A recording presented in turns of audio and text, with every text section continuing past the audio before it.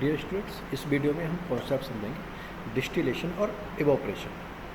Distillation और evaporation का क्या कॉन्सेप्ट है, डिस्टिलेशन क्या है, इवोपरेशन क्या है, डिस्टिलेशन और इवोपरेशन में एक्चुअल डिफरेंसेस क्या है, डिस्टिलेशन के एप्लीकेशन क्या है, इवोपरेशन के एप्लीकेशन क्या है, डिस्टिलेशन के कंपोनेंट्स क्या हैं, इवोपरेशन के कंपोनेंट्स क्या हैं।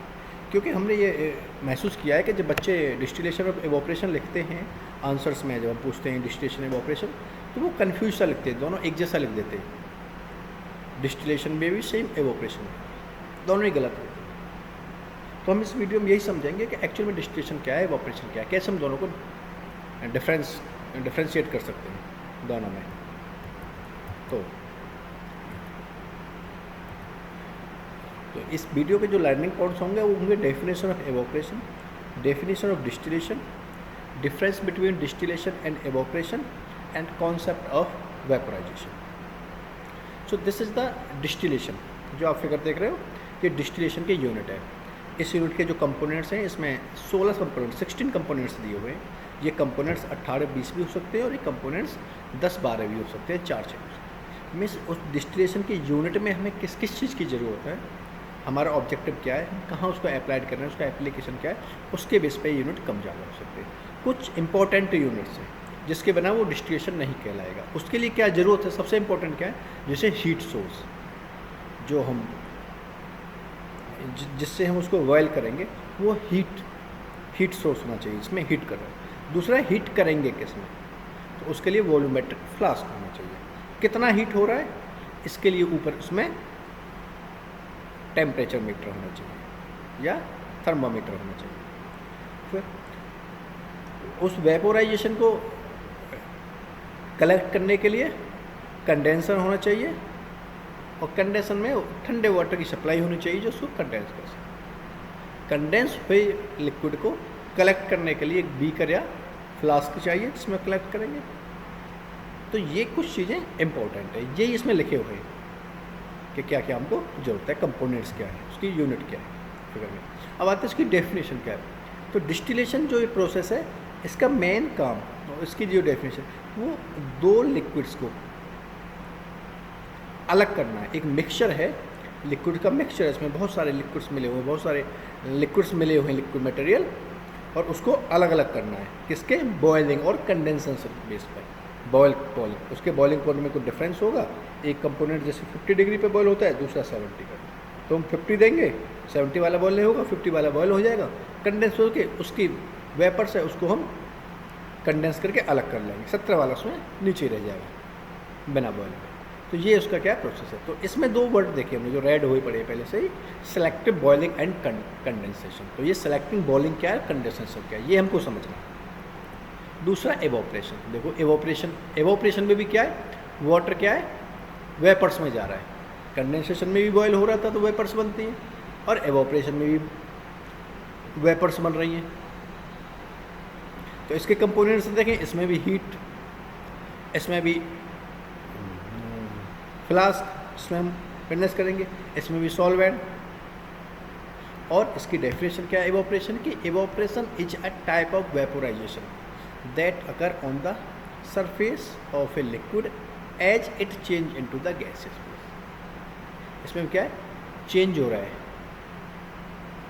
लिक्विड को गैस में चेंज हो रहा है, वेपोराइजेशन, और अकर ऑन द सरफेस, और सरफेस पर ये फिनोमेना होती है।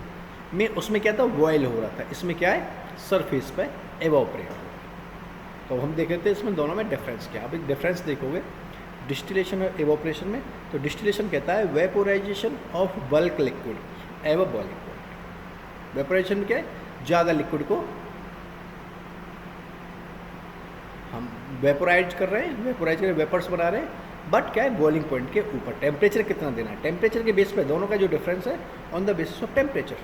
तो डिस्टिलेशन में कहता है कि जो बॉइलिंग पॉइंट है, जो सैंपल्स उसमें डला हुआ है, जो सैंपल है जिसको हमको वेपर बनाना है, जिसके उनके बॉइलिंग पॉइंट से ऊपर, मान लो किसी का 50 बॉइलिंग पॉइंट है, 50 पे बॉयल होता है, तो उसका जो बॉइलिंग पॉइंट होगा, जो बॉयल करेंगे तो 50 से ऊपर करेंगे, 51, 52, 53, 55, 60, 100, जब वो बॉइलिंग माना जाता है।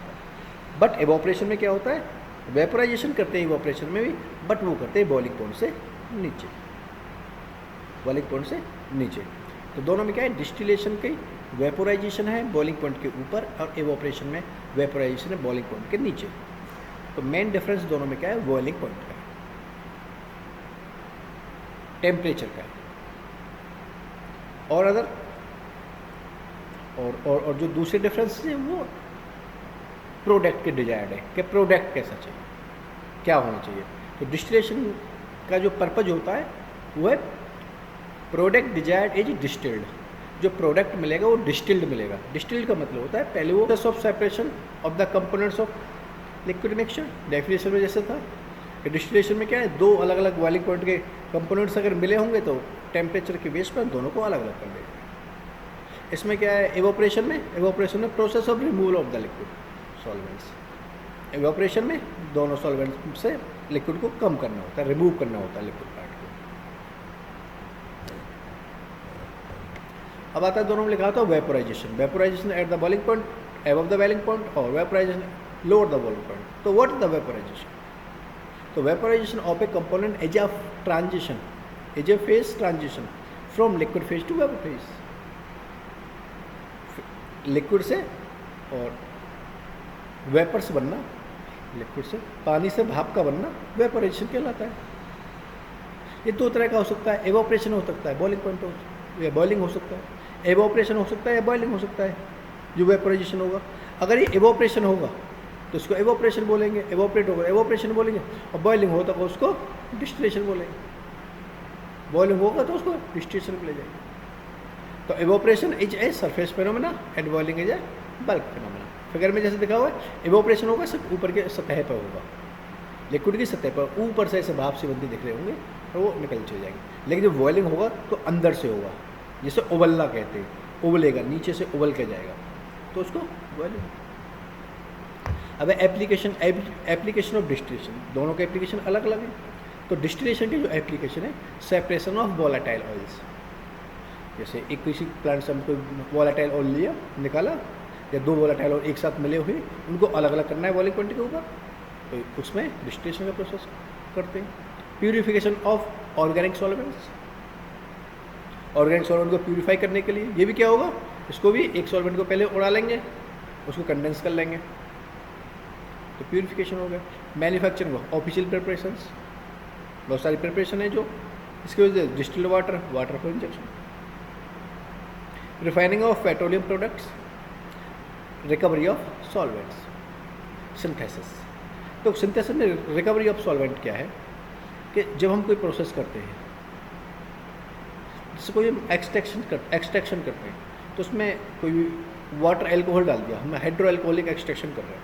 तो जब कोई भी हमने लीव्स या कोई भी पाउडर या कोई भी हर्ब्स हमने हाइड्रो एल्कोहल में डाली, उसके बाद में हम उसको कंडेंस कराते हैं या सॉक्सलेट में लगाते हैं।